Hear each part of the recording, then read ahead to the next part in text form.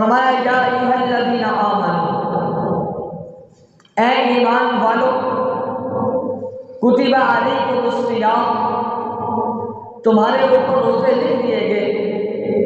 کما کتب علی الذین من قبلکم، جیسا کہ تم سے پہلے لوگوں پر روزے لکھے گئے تھے، فرض کیے گئے تھے۔ میرے تصورات کی دنیا میں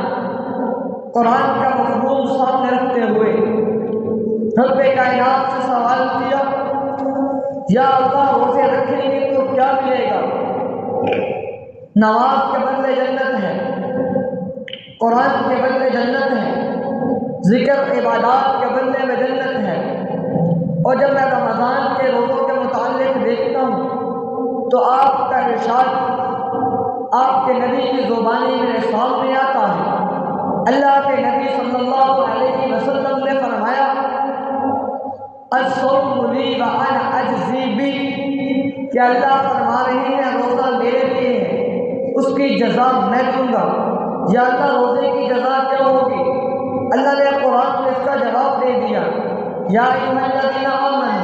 کتب علیکم الصیام کما کتب علی الذین من قبلکم لعلکم تتقون، اے ایمان والو، تمہارے اوپر روزے فرض کر دیے گئے جیسا کہ تم سے پہلے لوگوں پر روزوں کو فرض کیا تھا، اس لیے تاکہ تم متقی بن جاؤ، پرہیزگار بن جاؤ، اللہ سے ڈرنے والے بن جاؤ۔ یاد رکھیے گا، دنیا کی زندگی میں، آخرت کی زندگی میں کامیاب شخص وہی ہے جس نے اللہ کو راضی کیا اور اللہ کے رسول کو راضی کیا۔ آج کوئی آدمی، کوئی انسان، کوئی دنیا دار،